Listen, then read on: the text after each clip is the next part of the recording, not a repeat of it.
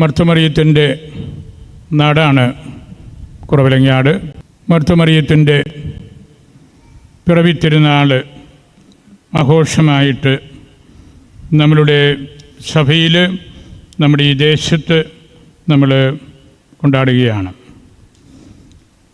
പ്രാർത്ഥനയോടും ഉപവാസത്തോടും കൂടിയായിരുന്നു ഈ നാളുകളിലെല്ലാം നമ്മൾ കഴിഞ്ഞുകൂടിയത്. മാതാവിൻ്റെ അമ്മ അന്നായമ്മയ്ക്ക് മക്കൾ ഇല്ലാതിരുന്ന നാളിൽ അന്നാമ്മ നേർച്ച നേർന്ന് 8 ദിവസം ഉപവസിച്ച് നോമ്പെടുത്ത് പ്രാർത്ഥിച്ച് ജനിച്ച കുഞ്ഞാണ് മറിയം. ആ മറിയത്തെ കൂടുതൽ കൃപ ലഭിക്കുന്നതിന് വേണ്ടി അന്നത്തെ ആരാധനാലയങ്ങളോട് ചേർത്ത് അവിടെ ജീവിക്കാൻ അനുവദിച്ചു എന്നാണ് സഭയുടെ പാരമ്പര്യം. പ്രാദേശികമായിട്ട് ഈ നോമ്പ് നസ്രാണി സഭകളുടെ തനിമയിൽ നിലനിൽക്കുന്ന ഒന്നാണ്. മറ്റേതെങ്കിലും ഒരു ദേശത്തു നിന്നോ ഏതെങ്കിലും ഒരു രാജ്യത്തു നിന്നോ നമ്മൾ കണ്ടെത്തിയ ഒന്നല്ല. നസ്രാണിത്വം ഉറഞ്ഞു കൂടി കിടക്കുന്ന ഒരു ആചാരമാണ് 8 നോമ്പ്. അമ്മച്ചിമാരുടെയും യുവതികളുടെയും അതുവഴി മറ്റു കുടുംബാംഗങ്ങളുടെയും എല്ലാം പ്രാർത്ഥനയുടെ കൂട്ടായ്മയുടെ ദിവസങ്ങളാണ്. നമ്മളുടെ കുറവലങ്ങാട്, മണർകാട്, നാഗപ്പുഴ, കാഞ്ഞിരപ്പള്ളി, പഴയപള്ളി തുടങ്ങിയ പ്രധാനപ്പെട്ട കേന്ദ്രങ്ങളിലെല്ലാം 8 നോമ്പ് ആഘോഷമായിട്ട് നമ്മൾ നടത്താറുണ്ട്. സഭയുടെ മനസ്സാക്ഷി അന്വേഷിച്ചു പോകുന്ന ഒരു തിരുനാളായിട്ടാണ് ഇതിനെ എക്കാലവും നമ്മളുടെ പൂർവികർ കണ്ടിരുന്നത്. പ്രായോഗികമായിട്ട് പറഞ്ഞാൽ ഈ നോമ്പും തിരുനാളും വഴി നമ്മുടെ പൂർവികർ ആഗ്രഹിച്ചത് നമ്മുടെ യുവജനങ്ങൾ കൃത്യസമയത്ത് കല്യാണം കഴിക്കാൻ, വിവാഹ തടസ്സം മാറ്റിക്കിട്ടാൻ, മക്കളില്ലാത്ത ദമ്പതികൾക്ക് സന്താനങ്ങൾ ഉണ്ടാകാൻ, തലമുറകളുടെ സമൃദ്ധിയിൽ ഈ നസ്രാണി സമൂഹം വളരാൻ, നമ്മളുടെ സഭയിൽ മാമോദീസ സമൃദ്ധമായിട്ട് ഉണ്ടാകാൻ, ക്രൈസ്തവർക്കെതിരായ മർദ്ദനങ്ങൾക്കും പീഡനങ്ങൾക്കും പൊറുതി ലഭിക്കാൻ, ഇങ്ങനെ ഒട്ടനവധി കാര്യങ്ങൾക്ക് വേണ്ടിയാണ്. കുടുംബം, കുട്ടികളുടെ സമൃദ്ധി, ധാരാളം കുട്ടികൾ അങ്ങനെ സഭയും സമുദായവും ശക്തി പ്രാപിച്ച് അതിൻ്റെ പുണ്യത്തിൽ ജീവിക്കുന്നതിന് വേണ്ടിയുള്ള പ്രാർത്ഥനയായിരുന്നു. അമ്മച്ചിമാർ പ്രാർത്ഥിച്ചിരുന്നത് അവരുടെ മക്കൾ പരിശുദ്ധിയിൽ വളരാനും അങ്ങനെ പരിശുദ്ധ കന്യകമാരായിട്ട് വിവാഹ ജീവിതത്തിലേക്ക് പ്രവേശിക്കുന്നതിനും വേണ്ടിയായിരുന്നു. മാതാവിൻ്റെ പിറവി തിരുനാൾ ഇന്ന് വളരെയേറെ പ്രചാരം അതിന് ലഭിച്ചു. പിറവംപള്ളിയുടെ മധുബഹായുടെ ഭിത്തിയിൽ കൽപ്പാളികളിൽ കൊത്തിവെച്ചിട്ടുണ്ട്, തമ്പുരാനെ പെറ്റ ഉമ്മയുടെ പിറവിയുടെ തിരുനാളാണ് ഇത് എന്ന്. പുരാതനമായ ഒരു സ്ക്രിപ്റ്റാണ്, ചരിത്രപരമായിട്ട് വലിയ പ്രാധാന്യമുള്ളതാണ്. അങ്ങനെ ഈശോയുടെ അമ്മയുടെ പിറവി തിരുനാൾ സഭയ്ക്ക് ആധ്യാത്മികമായ ഉണർവിൻ്റെ കാലഘട്ടമാണ്. ഇവിടം ഞാൻ സൂചിപ്പിച്ചതുപോലെ മരിയ ഭക്തിയുടെ, മുത്തിയമ്മയുടെ, മർത്തുമറിയത്തിൻ്റെ വലിയ കേന്ദ്രമാണ്. ഈ കേന്ദ്രത്തിൽ വരാനും ഇവിടം സന്ദർശിക്കുവാനും ഇവിടുത്തെ പ്രാർത്ഥനകളിൽ പങ്കെടുക്കാനും എല്ലാവർക്കും വലിയ സന്തോഷമാണ്. നമ്മളുടെ അമ്മച്ചിമാർ മാത്രമായിരിക്കുകയില്ല ഈ 8 നോമ്പ് മനസ്സിൽ കൊണ്ടു നടന്നതും പ്രാർത്ഥിച്ചതും എന്നാണ് എൻ്റെ വിശ്വാസം. ആ കൂട്ടത്തിൽ ക്രൈസ്തവർക്ക് മാത്രമല്ലായിരുന്ന നമ്മളുടെ അയൽപക്കക്കാരായിട്ടുള്ള മറ്റുള്ളവരും മിശിഹായുടെ വഴികളെ അറിയണമെന്നും ആ വഴിയെ നടക്കണമെന്നും ആഗ്രഹിച്ച, ആന്തരികമായിട്ടെങ്കിലും ആഗ്രഹിച്ച് ജീവിതത്തിൽ അത് പകർത്തിയ നിരവധി സ്ത്രീ ജനങ്ങളുണ്ട്, അമ്മമാരുണ്ട്. ഇതര മതവിശ്വാസികളായ ധാരാളം അമ്മച്ചിമാർ ഇവിടെയും ഈ പള്ളിയിലും വരികയും പ്രാർത്ഥിക്കുകയും നമ്മളുടെ ആചാര അനുഷ്ഠാനങ്ങളിലൊക്കെ പങ്കെടുക്കുകയും ചെയ്യുന്നുണ്ട്. നമ്മുടെ ദേവാലയങ്ങളിൽ 8 നോമ്പിന് വന്ന് ഉപവസിച്ച് പ്രാർത്ഥിച്ചവരുടെ ചരിത്രമാണ്, പ്രാർത്ഥിക്കുന്നവരുടെ ചരിത്രമാണ് കുറവലങ്ങാടിൻ്റെ ചരിത്രവും. ദൈവത്തിൻ്റെ മാതാവ് എന്നത് ഒരു ഭാഗ്യ മുദ്രയാണ്. അതുകൊണ്ടാണ് എല്ലാവരും ഇവിടെ ഓടിക്കൂടുന്നത്. എന്നാൽ സഹനത്തിൻ്റെ പുത്രി എന്ന അദൃശ്യമായ മുൾക്കിരീടം, താഴ്മയുടെയും വിനയത്തിൻ്റെയും തലമുണ്ടുകൊണ്ട് മറച്ചവളാണ് ഈ അമ്മ എന്നും കുറേ പേർക്കെങ്കിലും അറിയാം. അതുകൊണ്ടാണ് വേദനിക്കുന്ന എല്ലാ അമ്മച്ചിമാരും ഇവിടേക്ക് വരുന്നത്. അമ്മ എന്ന ഭാഗ്യാവസ്ഥ സഹനത്തിൻ്റെ പര്യായമാണെന്ന് തിരിച്ചറിഞ്ഞ ആയിരക്കണക്കിന് അമ്മച്ചിമാരാണ് ഈ മർത്തുമറിയത്തിൻ്റെ പ്രവിത്തിരുനാളിൽ ഈ കേന്ദ്രങ്ങളിലെല്ലാം ഓടി കൂടുന്നത്. അതാണ് ആ നോമ്പിൻ്റെ, ആ ഉപവാസത്തിൻ്റെ, ആ തിരുനാളിൻ്റെ പ്രത്യേകത. പൂർണ്ണമായും നസ്രാണിത്വമുള്ള, ഭാരതീയ സ്വഭാവമുള്ള, പ്രാദേശിക സ്വഭാവമുള്ള എല്ലാ ദൈവവിശ്വാസികളും തമ്മിൽ ബന്ധമുള്ള ഒരു തിരുനാളാണ് മറിയത്തിൻ്റെ പിറവി എന്ന് നമ്മൾ തിരിച്ചറിയണം. സഭ പ്രതിസന്ധികളെ അഭിമുഖീകരിക്കുന്ന ഈ നാളുകളിൽ നമ്മൾ മർത്തമറിയത്തിൻ്റെ പദാന്തികത്തിങ്കൽ ഓടി എത്തിക്കൊണ്ടിരിക്കുകയായിരുന്നു. ഈ ആഴ്ചയിലെല്ലാം എത്രയോ ആയിരക്കണക്കിന് അമ്മച്ചിമാരും അപ്പച്ചന്മാരുമാണ് ഈ ദിവസങ്ങളിലെല്ലാം ഇവിടെ എത്തിയത്. മറിയത്തിൽ ശ്ലീഹന്മാരുടെ മഹത്വവും രക്തസാക്ഷികളുടെ ബഹുമതിയും സകല വിശുദ്ധരുടെയും കിരീടവും സന്തോഷവും നിലകൊള്ളുന്നു. പരിശുദ്ധ പിതാവ് 2 പുതിയ സെയിൻസിനെ കൂടെ നമുക്ക് തന്നിട്ടുള്ള ദിവസങ്ങളാണല്ലോ ഇത്. അത്ഭുതകരമായ വഴികളിലൂടെ പോയ, നമുക്ക് വിസ്മയം തോന്നും അവരുടെ ചരിത്രവും ആ ഭാഗ്യപ്പെട്ട വ്യക്തികളെ നമുക്ക് സാർവത്രിക സഭയുടെ വിശുദ്ധന്മാരായിട്ട് നൽകിയതിലും. വിൻസെൻ്റ് ഡി പോളിനും ഇവർക്കെല്ലാം, നമ്മുടെ ജോസഫിനെല്ലാം അതിൻ്റെ ആളുകളാണ്. അങ്ങനെ നമുക്ക് കൂടുതലായിട്ട് ആ വിശുദ്ധരുടെ ഭക്തിയും അവർ വിശുദ്ധ കുർബാനയോടും സാമൂഹ്യക്ഷേമ പ്രവർത്തനങ്ങളോടുമെല്ലാം കാണിച്ച മറിയം സംരക്ഷകയാണ്. സംരക്ഷക എന്ന നിലയിൽ മറിയത്തിൻ്റെ പ്രാർത്ഥന ഈശോ കേൾക്കും, സ്വർഗത്തിൽ അത് കേൾക്കും. അതുകൊണ്ടാണ് ഈ തിരുനാളിലേക്ക് അത്തരത്തിലുള്ള ചിന്തകളോടുകൂടി നിരവധിയായ ആളുകൾ ഓടിക്കൂടുന്നത് എന്ന കാര്യം നമ്മൾ മറന്നു പോകരുത്. സമുദായ ശാക്തീകരണ വർഷമാണ് 2026.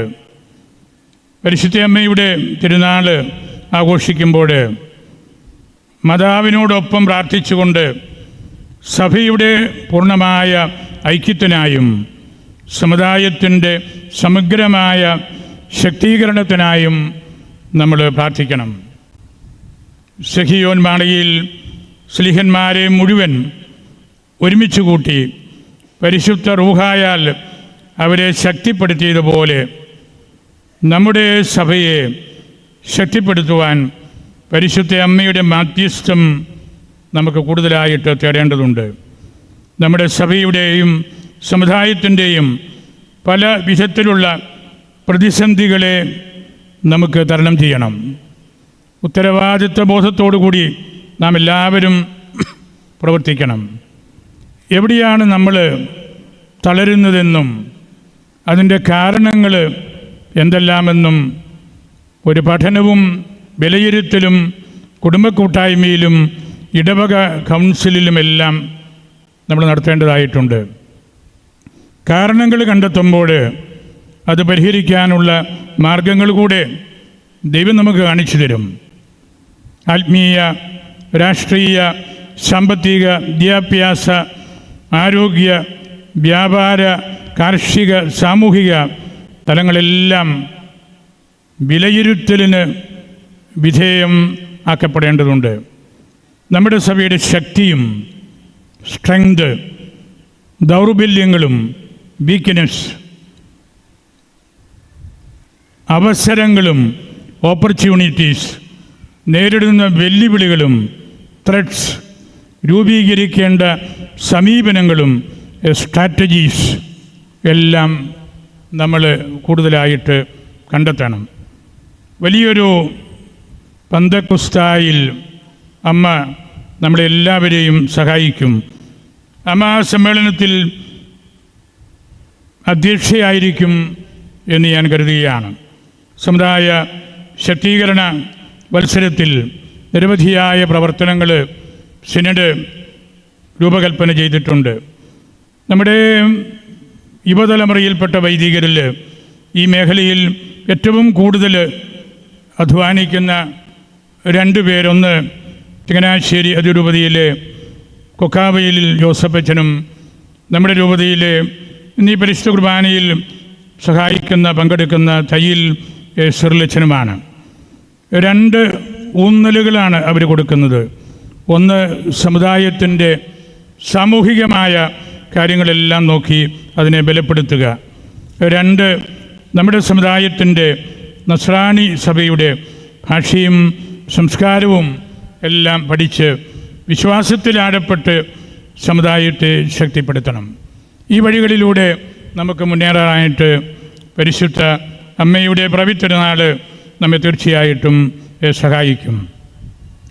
നമ്മുടെ സഭയിൽ ഈ സിനഡിൽ നമുക്ക് ലഭിച്ച ഏറ്റവും പ്രധാനപ്പെട്ട ഒരു അനുഗ്രഹം, കേരളത്തിന് പുറത്ത് 4 പ്രോവിൻസുകൾ, 4 പുതിയ മെത്രാപ്പൊലീത്തമാരെ സഭ നിശ്ചയിച്ച് അനുവദിച്ച് പരിശുദ്ധ പിതാവ് നമുക്ക് നൽകി എന്നതാണ്.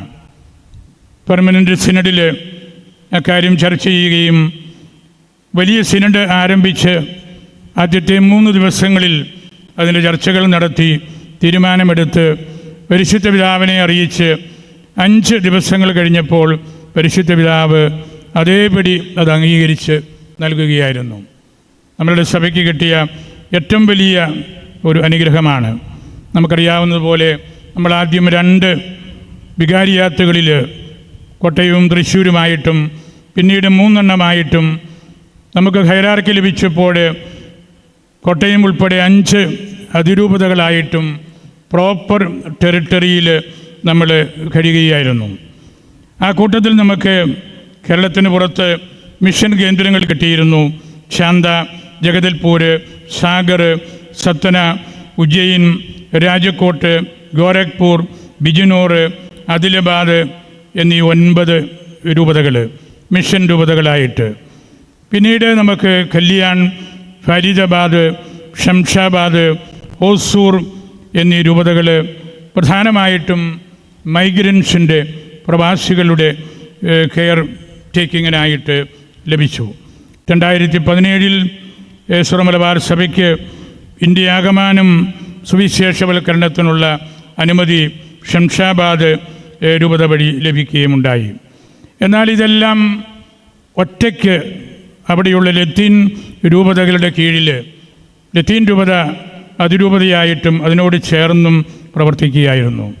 ഈ സിനഡ് അതിൻ്റെ ആ ഒരു പോരായ്മ അല്ലെങ്കിൽ ആ ഒരു അവസ്ഥ മനസ്സിലാക്കിക്കൊണ്ടാണ് പരിശുദ്ധ പിതാവിനോട് ഇപ്രകാരം ഒരു റിക്വസ്റ്റ് സമർപ്പിച്ചത്. അങ്ങനെ നമുക്ക് അതിൽ വളരെയേറെ മുമ്പോട്ട് പോകാനായിട്ട് സാധിച്ചു. കേരളത്തിന് പുറത്തുള്ള 4 അതിരൂപതകളിൽ ഇന്ത്യ മുഴുവനും ഉള്ള ടെറിട്ടറി ക്രമീകരിച്ചിരിക്കുകയാണ്. ഓരോ രൂപതയ്ക്കും 4-5 രൂപതകൾ കൂട്ടിച്ചേർത്താണ് ആ രൂപതകൾ നൽകിയിരിക്കുന്നത് നിങ്ങൾക്കറിയാം. ആ പിതാക്കന്മാരെല്ലാം അവരുടെ മിഷൻ രൂപതകളിൽ ശുശ്രൂഷ ചെയ്തുകൊണ്ടിരുന്നവരാണ്. അവരെ മെത്രാപ്പൊലീത്തമാരായിട്ട് നിയോഗിക്കുകയായിരുന്നു. നൂറ്റാണ്ടുകളായിട്ട് നമ്മൾ അധ്വാനിച്ചു കൊണ്ടിരുന്ന, പ്രാർത്ഥിച്ചു കൊണ്ടിരുന്ന ഒരു കാര്യമായിരുന്നല്ലോ അത്. 1599 ദേമ്പോരൂർ സുനകദോസിൽ നമ്മളുടെ സഭയുടെ ആ ഒരു പ്രവർത്തന ക്ഷമത, അല്ലെങ്കിൽ അതിൻ്റെ ടെറിട്ടറിയുടെ വളരെ സങ്കുചിതമായ ഒരു ഭാഗമായിട്ട് അതിനെ മാറ്റി ഭാരതപ്പുഴയ്ക്കും പമ്പ നദിക്കും ഇടയിലുള്ള ചുരുങ്ങിയ ഒരു ദേശമായിരുന്നു നമുക്കുണ്ടായിരുന്നത്. പിന്നീട് ബാംഗ്ലൂരേക്കും മൈസൂറിലേക്കുമൊക്കെ നമുക്ക് ഏതാനും രൂപതകൾ കിട്ടിയെങ്കിൽ പോലും ഈ ഒരു കാര്യത്തിന് വേണ്ടിയായിരുന്നു നമ്മളുടെ പൂർവികർ ഏറ്റവും കൂടുതൽ അധ്വാനിച്ചത്. കരിയാറ്റി യൗസേപ്പ് മെത്രാപ്പൊലീത്ത, പറയമാക്കൽ തൊമ്മാക്കത്തനാർ, കുടക്കച്ചറ അന്തോണിയച്ചന്, തൊണ്ടനാട് അബ്ദീശോ, 7 വ്യാകുലങ്ങൾ എന്നറിയപ്പെടുന്ന അച്ഛന്മാർ, തോട്ടക്കര ജോണച്ചന്, സർവപ്രധാനമായിട്ട് പ്ലാസിഡച്ചന്, ഇവരെല്ലാം അധ്വാനിച്ചത് ഇന്ത്യ മുഴുവനുമുള്ള നമ്മളുടെ പ്രവർത്തന സ്വാതന്ത്ര്യം ലഭിക്കുന്നതിന് വേണ്ടിയാണ്. നിരന്തരമായിട്ട് പ്രബലങ്ങാട് കേന്ദ്രമാക്കി നിധീരിക്കൽ മാണിച്ചൻ അതിനുവേണ്ടി പ്രവർത്തിച്ചു എന്ന് നമുക്കറിയാം. അതൊരു 100 വർഷങ്ങൾ കഴിയുമ്പോഴാണ് അങ്ങനെയുള്ള നേതൃത്വം നമുക്ക് കിട്ടിയത്. കരിയാറ്റി മെത്രാപ്പൊലീത്തായും പറയമാക്കലും ഒരു കാലഘട്ടത്തിൽ, പിന്നീട് ഒരു നൂറ്റാണ്ട് കഴിഞ്ഞാണ് നിധീരിക്കൽ മാണിക്കത്തനാർ സർവശക്തിയോടും കൂടെ ഈ രംഗത്ത് വരുന്നത്. ആ കാലഘട്ടത്തിൽ കുടക്കച്ചറ അന്തോണിച്ചൻ മുതലുള്ള ആളുകളെ ഞാൻ സൂചിപ്പിച്ചല്ലോ. ഇവിടെ നമുക്ക് നമ്മുടെ സഭയ്ക്ക് കിട്ടിയ ആ ഭാഗ്യം എക്കാലവും നമ്മൾ നന്ദിയോടുകൂടെ ഓർക്കേണ്ട ഒരു കാര്യമാണ്. പരിശുദ്ധ അമ്മയുടെ മധ്യസ്ഥമാണ് ഇതിൻ്റെ പിന്നിലുള്ളത് എന്ന് ഞാൻ കരുതുകയാണ്. ഒരു വാക്ക് പ്ലാസിഡച്ചനെ കുറിച്ച് കൂടെ ഞാനൊന്ന് പറഞ്ഞുകൊള്ളട്ടെ. ഈ കാര്യങ്ങളിൽ ഏറ്റവും കൂടുതൽ അധ്വാനിച്ചത് ബൗദ്ധികമായിട്ടും പ്രാർത്ഥനയിലൂടെയും പ്ലാസിഡച്ചനാണ്. പ്ലാസിഡച്ചന് 2 വർഷങ്ങൾ കൊണ്ട് 4 ഡോക്ടറേറ്റ് റോമിൽ നിന്ന് നേടിയ ആളാണ്. കാനൻ നിയമത്തിൽ, ദൈവശാസ്ത്രത്തിൽ, ചരിത്രത്തിൽ, പ്രായോഗികമായിട്ട് ലിറ്റർജിയിൽ. അത്ഭുതകരമായ നേട്ടമായിരുന്നു അത്. അദ്ദേഹത്തിന് ലത്തീൻ ഭാഷയും സുറിയാനി ഭാഷയും മറ്റ് വിദേശ ഭാഷകളും എല്ലാം നന്നായിട്ട് അറിയാമായിരുന്നു. അച്ഛൻ്റെ പ്രവർത്തനങ്ങളാണ് രണ്ടാം വത്തിക്കാൻ സുനകദോസിലും ഇന്ന് നമ്മൾ സഭയിൽ അനുഭവിക്കുന്ന, അല്ലെങ്കിൽ നമുക്ക് സ്വന്തമായിട്ട് കിട്ടിയ ഈ പ്രവർത്തന സ്വാതന്ത്ര്യത്തിൻ്റെയും എല്ലാം പിന്നിൽ. അച്ഛൻ്റെ ഏറ്റവും വലിയ ഒരു തത്വചിന്തയായിരുന്നല്ലോ Indian in culture, Christian in faith, oriental in worship.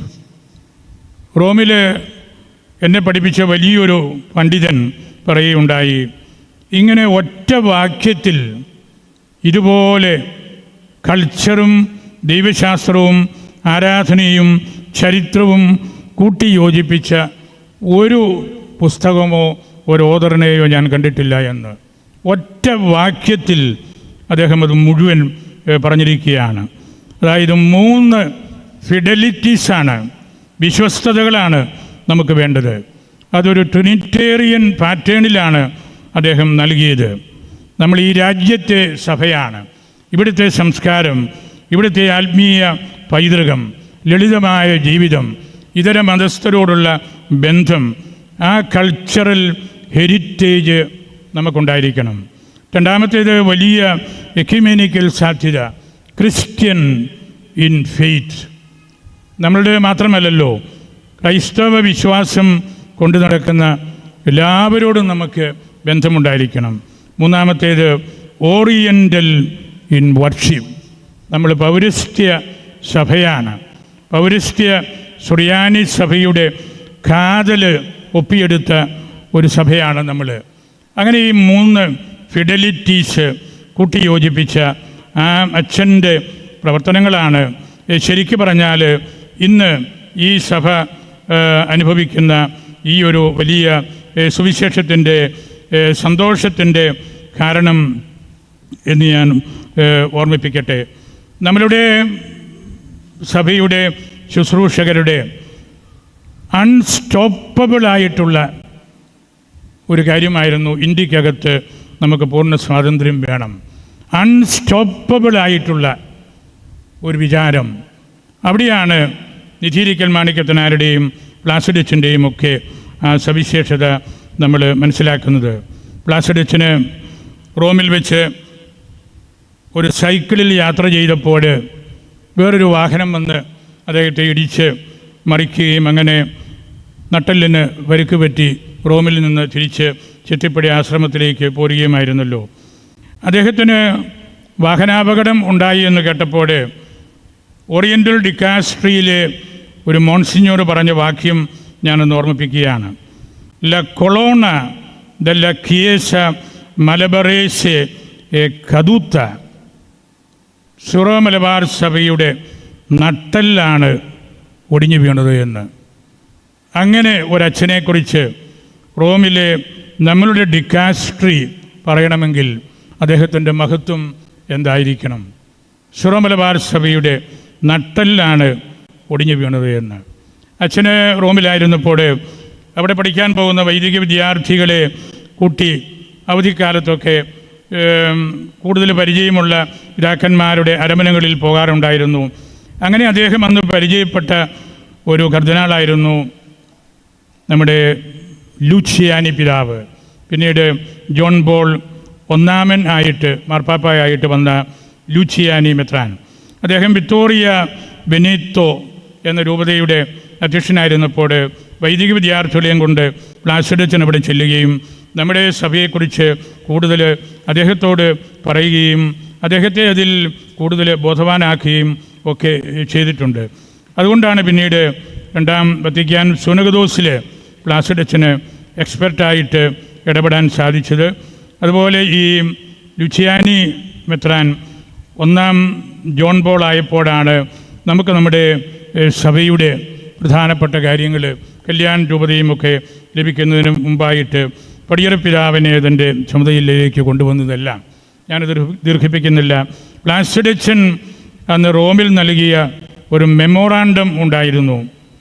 അതിലെ ചിന്തകളാണ് സിറോ മലബാർ സഭയ്ക്ക് അതിൻ്റെ സഭയുടെ റീത്ത് സഭാത്മകമായിട്ട് പുനരുദ്ധരിക്കണം. 2, സിറോ മലബാർ സഭയ്ക്ക് കൂടുതൽ സെമിനാരികൾ ഉണ്ടാക്കണം. 3, സിറോ മലബാർ സഭയുടെ അധികാര പരിധി വ്യാപിപ്പിക്കണം. 4, സിറോ മലബാർ സഭയ്ക്ക് പുതിയ മിഷനുകൾ ലഭിക്കണം. 5, സിറോ മലബാർ സഭയുടെ ലാറ്റിൻ സമർപ്പിത സമൂഹങ്ങളിൽ സിറോ മലബാർ പ്രോവിൻസുകൾ ഉണ്ടാക്കണം. 6, സിറോ മലബാർ സഭയിൽ സമർപ്പിത സമൂഹങ്ങളും ഇൻസ്റ്റിറ്റ്യൂട്ട്സും സ്വന്തമായിട്ടുള്ളത് കൂടുതലുണ്ടാകണം. അവസാനത്തേത് സിറോ മലബാർ സഭയ്ക്ക് കൂടുതൽ വിദ്യാഭ്യാസ സ്ഥാപനങ്ങൾ ഉണ്ടാകണം. എന്തെല്ലാം കാര്യങ്ങളാണ് അച്ഛന് ആ കാലഘട്ടത്തിൽ വത്തിക്കാൻ സുനകദോസിനോട് ബന്ധപ്പെട്ടും അതിലിടപെട്ടും പിന്നീട് ഈ പറഞ്ഞ കാര്യങ്ങളെല്ലാമാണല്ലോ ഇപ്പോൾ നമ്മൾ സ്വന്തമാക്കിയത്. മിഷൻ രൂപതകൾ, മിഷൻ സ്റ്റേഷൻസ്, സ്വന്തമായിട്ടുള്ള സമർപ്പിത സമൂഹങ്ങൾ, ഓറിയൻ്റൽ പ്രോവിൻസുകൾ, ഇന്ത്യ മുഴുവനുമുള്ള സുവിശേഷവൽക്കരണ ആ ഒരു വലിയ ആദ്യനൂറ്റാണ്ടിൽ ഉണ്ടായിരുന്ന നമ്മുടെ പറമ്പിൽ ചാണ്ടി മെത്രാപ്പോലീത്തായെല്ലാം, നമ്മൾ പള്ളി വീട്ടിൽ ചാണ്ടി മെത്രാപ്പോലീത്തായെല്ലാം നമ്മൾ വിശേഷിപ്പിച്ചുകൊണ്ടിരുന്നത് അങ്ങനെയാണല്ലോ. അന്ന് പ്ലാസിഡച്ചൻ എഴുതി കൊടുത്ത ആ കാര്യങ്ങൾ എല്ലാം ഇന്ന് സഭ സിനഡ് പ്രാർത്ഥിച്ച് ഒരുങ്ങി നമുക്ക് വേണ്ടി നേടിത്തന്നിരിക്കുകയാണ്. ഇനി നമ്മുടെ ദൗത്യമാണ് ഈ സുവിശേഷവൽക്കരണത്തിന് വേണ്ടി നല്ല അച്ഛന്മാരെ വിടുക, നല്ല സമർപ്പിതരെ വിടുക. ഈ ഇടവകയിൽ നല്ല അൽമായ മിഷണറിമാരും സമൃദ്ധമായിട്ടുണ്ടാകണം. എന്തു വലിയ ശക്തിയാണ് കുറവലങ്ങാട്! അത്ഭുതകരമായ ഒരു കേന്ദ്രമാണിത്. ഇവിടുത്തെ പൈതൃകവും ഇവിടുത്തെ കുടുംബങ്ങളുടെ ആ ഒരു വിശുദ്ധിയും കുടുംബങ്ങളുടെ എണ്ണവും ഇവിടേക്ക് ഓടി വരുന്ന ഇതര മതവിഭാഗങ്ങളുമെല്ലാം നമുക്ക് വാക്കുകൾ കൊണ്ട് പറഞ്ഞു തീർക്കാൻ പറ്റാത്ത കാര്യമാണ്. നമ്മുടെ ചരിത്രവും നമ്മുടെ പാരമ്പര്യവും നമ്മുടെ മിഷണറി സ്വഭാവവും കൂടുതലായിട്ട് കുറവലങ്ങാട് നിന്ന് ഉണ്ടാകണം. നമ്മൾ നന്നായിട്ട് അധ്വാനിക്കുന്നുണ്ട്. അതിസമർത്ഥനായ അരിശനാണ് ആർച്ച് പ്രീസ്റ്റ് തോമാച്ചന്. ദൈവശാസ്ത്രത്തിൽ PhD ഉണ്ട്, നല്ല അധ്യാപകൻ, നന്നായിട്ട് പ്രാർത്ഥിക്കുന്ന അച്ഛൻ, നല്ല സംഘാടകൻ, നമ്മളുടെ ഓറിയൻ്റൽ പൗരസ്ത്യ മാനങ്ങളിലെല്ലാം നല്ല ഡീപ്പറായിട്ടുള്ള നോളജുള്ള ആളാണ്. അതുകൊണ്ട് നിങ്ങൾക്ക് ഏറ്റവും നല്ല ഒരവസരമാണിത് എന്നുകൂടി ഞാൻ നിങ്ങളെ ഓർമ്മിപ്പിക്കുകയാണ്. നമുക്ക് പരിശുദ്ധ അമ്മയുടെ അധ്യക്ഷതയിലാണ് ഇവിടുത്തെ മീറ്റിങ്ങുകളെല്ലാം. അമ്മയുടെ നാടാണ് കുറവലങ്ങാട്. മർത്തുമറിയത്തിൻ്റെ ആ ഒരു സാന്നിധ്യമാണ് നാം ഈശോയിലേക്ക് നിരന്തരമായിട്ട് എത്തിക്കൊണ്ടിരിക്കുന്നതിൻ്റെ കാരണം. ഇവിടെയുള്ള എല്ലാ അച്ഛന്മാരെയും, പ്രിയപ്പെട്ട ജോസച്ചൻ നമ്മുടെ കുർബാനയ്ക്കുണ്ട്, മറ്റ് അസ്ത്യന്ത്യ അച്ഛന്മാർ, കോളേജിലെ അച്ഛന്മാർ, സീനിയർ അച്ഛന്മാർ, മുതിർന്ന അച്ഛന്മാർ, ആർച്ച് പ്രീസ്റ്റിനോട് ചേർന്ന് പ്രവർത്തിക്കുന്നവരെല്ലാവരെയും ഞാൻ ഓർക്കുന്നു. സമർപ്പിത സഹോദരിമാർ, കൈക്കാരന്മാർ, കമ്മിറ്റിക്കാർ, നിങ്ങളെല്ലാവരെയും ഹൃദയത്തിൽ എടുക്കുകയും മർത്തുമറിയത്തിനും പരിശുദ്ധ അൽഫോൻസാമയ്ക്കും സമർപ്പിക്കുകയും ചെയ്ത് എൻ്റെ വാക്കുകൾ ഉപസംഹരിക്കുന്നു.